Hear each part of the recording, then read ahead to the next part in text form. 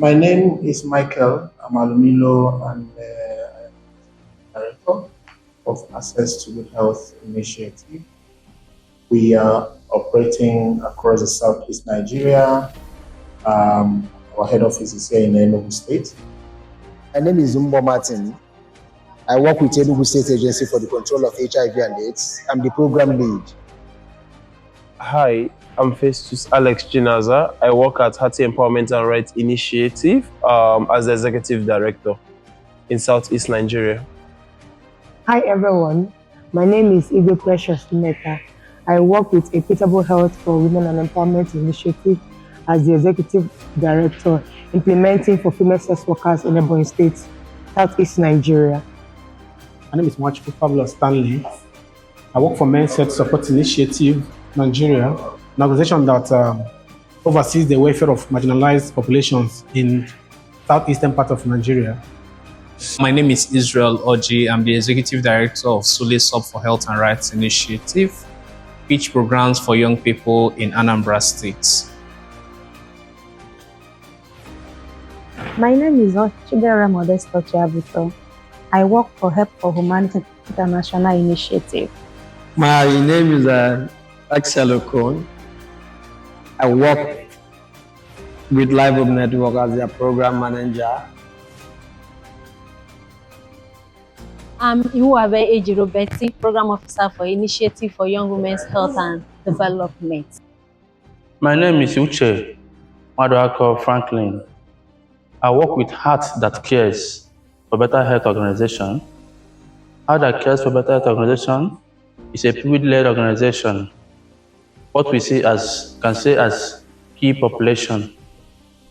These are we are different organizations, different entities, but then at the center is what? The community we are all serving. So this shows that whether you are coming from Agi, you're coming from Solis Hub, you're coming from Melwi, you're coming from HHI, it is one still community that what all are working for. So our context, in all of this conversation we're having, our context is Southeast. We hope to first of all understand the strategic value of collaboration among LGBTIQ organizations. We also hope to identify shared goals and potential areas of joint action. We want to learn how to map out partnership opportunities and equally explore tools for sustainable, inclusive collaboration. Why we are here is to form a synergy between the organizations so we can make a headway, so we can be able to discuss issues that concerns us and how we can progress in our programming in supporting others and key affected persons. To see that there's a synergy with a community-based organization working in the Southeast in this trial time where executive orders have stopped program implementation, and this really have a lot of effect on the community members. So why we are here is because of the shrinking in resources with regards to implementation of activities, especially targeting the key population. And the whole Southeast of CBOs that are working on the implementation of key population activities, especially the LGBTQ, they've decided to gather here to look at a way forward. Hence, there are shrinking in project implementation. We hope by this collaboration meeting, we are going to have one voice, one synergy together, coming together to plan and see how we can mobilize resources for further helping the key population community. We also hope that we can work together, advocate for the right of key population community member in the Southeast region. What does collaboration mean to us? We are all leaders of different organizations. So to our own organization, what do we think collaboration means?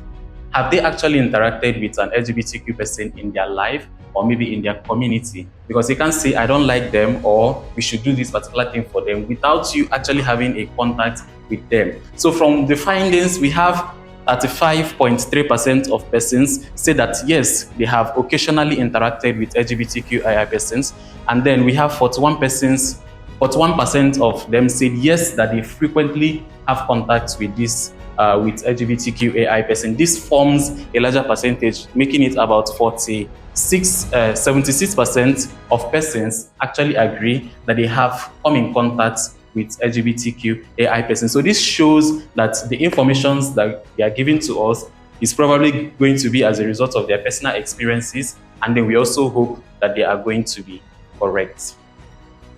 For the states, there has been a lot of collaboration with the key population typologies, and also currently in Enugu State also do have our monthly coordination meetings, okay, which is allied and also family members coordination meetings. And these meetings has actually given us a lot of opportunity, if not for anything, for us that are having some iota of stigma issues, we'll start to deal with it, okay? Because when you begin to see these family members and see that some of these things are trending issues and they are happening and they are real, it will change your terms of understanding, and you begin to understand that, listen, we need to do these things the right way. Every state, everybody should make sure that he or she collaborates and have a good synergy with the government, with the state government. For we in Abia State, we have a good synergy with our state sector and ministries. So it's working hard. We are making progress on that.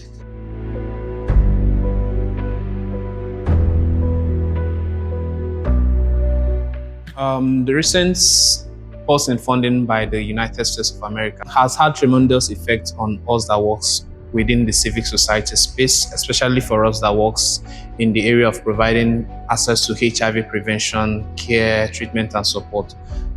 The Trump effect has led to a lot of cutbacks in essential services for key and marginalized population, and there's chances of increase in new HIV infections and other cutbacks in SRHR services that are very crucial to the community.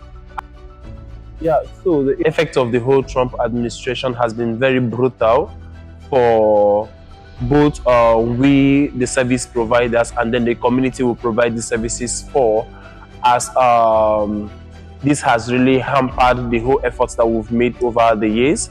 So for instance, we'll have cuts down in different service provision, ranging from healthcare service delivery to human rights and advocacy programs.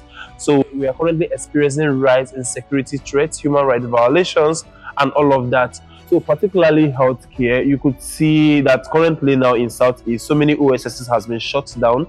So, and this, what this means for the community we provide services for simply means that, first of all, there will be issues around adherence to drugs. There will be issues around integrating these people, reintegrating these people again into the whole primary healthcare centers and then jump up sites. So there are also issues around lost follow-up and all of that, because some of this, because over time we have been trying to also battle the issues around stigma and discrimination that exist in healthcare facilities. And then the one-stop shop happens to be a hub where these community members feel safe and secure to actually access healthcare services. But then due to the whole Trump administration, some of these opportunities has been actually put to a halt, thereby closing, shutting down some of these OSSs that provide services for key affected population. The effect of Trump's administration on community-based organizations. So far we have gone out of business. People no longer implement for communities. Gone out of business. No more implementation for community members, especially we that are implementing for female sex workers.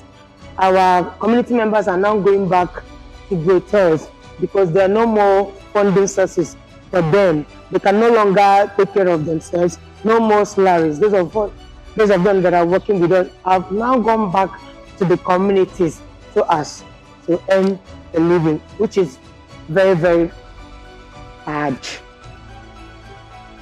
The influence on global rights policies. US leadership has a ripple effect globally, including for all of us that are sitting on this table. One training or the other has been stopped, one funding or the other has been stopped. And when we look at funding for LGBTQI persons, we always think, well, if it's for them, it is not for me, because these persons are LGBTQI persons.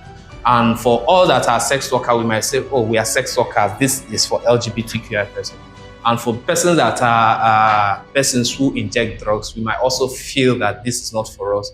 And for people that are in the general population, we may equally feel that this is not for us. But these policies have a way of touching all of us, because apart from that they are funding drugs, that is antiretroviral therapy and post-exposure prophylaxis, there's also some funding and support that they provide for treatment of tuberculosis and malaria.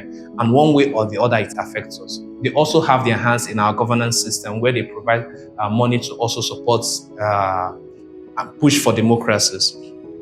So these funding cuts that supports international LGBTQI focused programs was reduced or de-emphasized.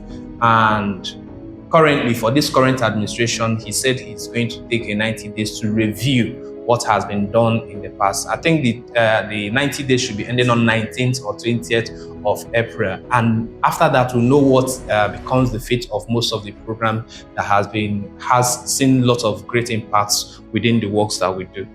Collaboration among LGBTIQ organizations can take various forms, each with its unique structure and benefits depending on the goals and resources of the partners involved. One, we have informal alliances. The next one is formal partnership. The next one is what? Thematic coalition. The last one is resource sharing models.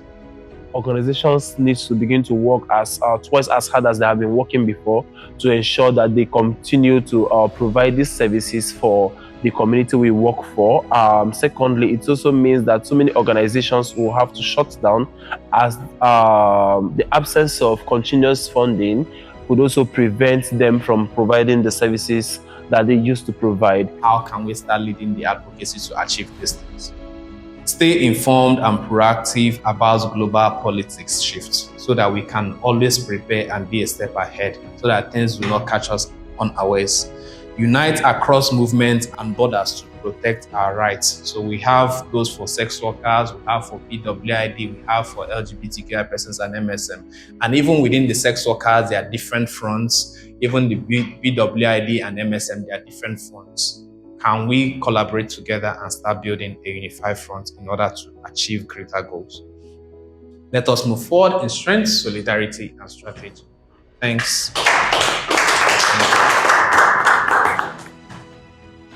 My message to other CBOs out there is that, especially for those CBOs that are working within the confines of Southeast Zone, that they should join this consortium, because it's actually a driving force towards ensuring that there is some level of sustainability and some level of integration and synergy among all the CBOs that are implementing within the Southeast Zone. And it is very, very important, especially now that there is dwindling funding and even limited funding, with regards to HIV implementation across the Southeast Zone. So they are coming together will help them to collaborate and do things in common, because it is normally said that united we stand. So, and they will form a driving force that will be more integral than working in silos. Brief message for the community. You can see that we are in a very hard time due to the withdrawal of PEFA in supporting our program. But I urge the community members to be strong and strong in their, and start to support all the way they could. The effect of PEFA withdrawal is telling a lot on us. But without that, we can still forge ahead. And we also give the message to the Nigerian government to be of support of this program, so that we can be able to eradicate the spread of HIV and make this place a better place for everybody. Thank you so much. Okay, the message to the community is, it's time for us to be strong and work together as a community. So what are the platforms that we can use to reach the family? Television, radio, podcast, newspaper, social media, WhatsApp platform. And of course, whenever our parents see anything on WhatsApp, they tend to share it very widely. So I think that is one of the reasons that our parents have identified this platform as one of the ways to better reach them. So for the media practitioners, they have advised us to train media professionals on ethical and accurate reporting of LGBTQIA persons. My message to donors. First of all, I will start by thanking the donors for all they have been doing for KP for years. So my message for them is that they should do more, especially now that whatever Trump said out there is affecting us here in Nigeria. So my message to them is that they should please provide funds so that KP will come back and start from where they stop. Because many key population are HIV positive and they prefer OSS. Please, what I need the funders to help us to do now is to establish our OSS so that we KP can easily go and accept our treatment the way we used to do it. Thank you. Through the support of USAID, millions of Nigerians have been surviving on ART, that's antiretroviral therapy. So the impact of Trump's suspension have halted the whole effort. And we are calling on donors who are also in consonance with what we are doing to come to our aid to make sure that those efforts that we've been working on all this while will be carried further. And we're also calling on allies and other partners who are also in line with what we are doing so far to make sure that they come in rescue, or maybe they come to our aid to facilitate more opportunities to make sure that we keep doing our work and we keep saving lives. Thank you.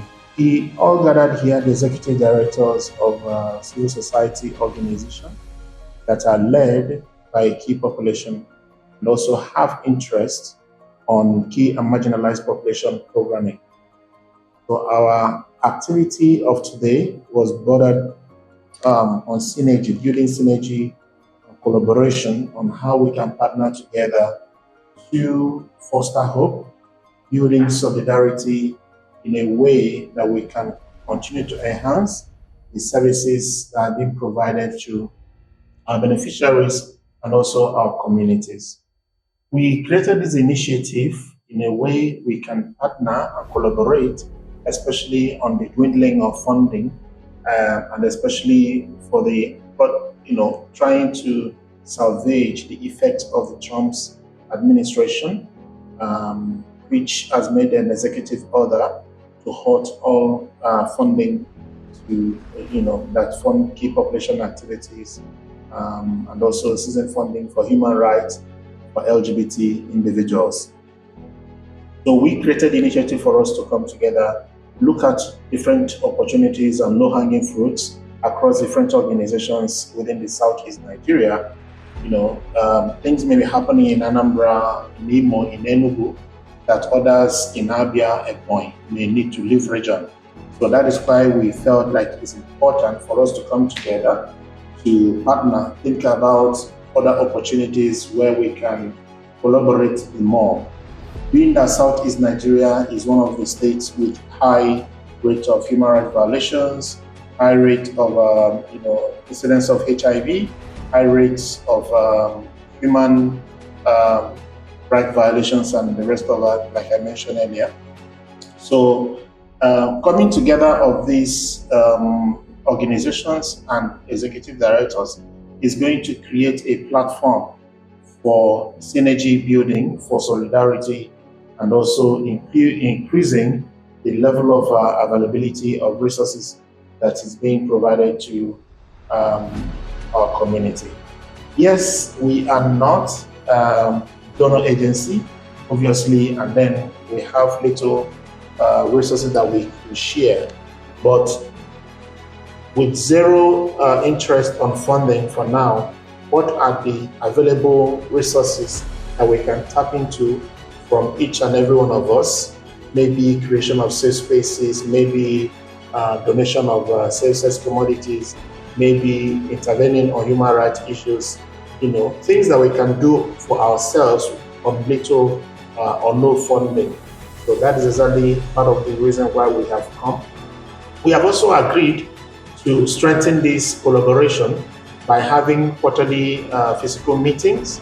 That may be, individual funded. This one, we are very glad that one of our donors, we leverage on some of the activities of one of our donors to implement this particular one. So hoping that subsequent ones, others can as well provide support.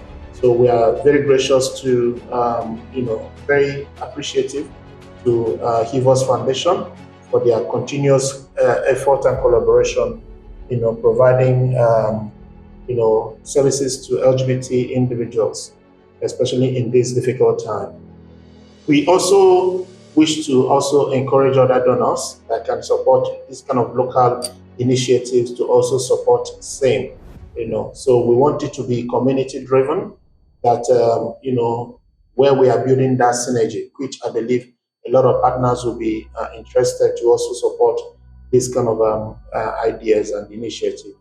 Yeah, so we are very open-minded to further collaboration in terms of providing advice, professional counseling, and also maybe funding if need be, in a way that we can continue to support our community and progress by also leveraging on all available options for community growth and development. Thank you very much.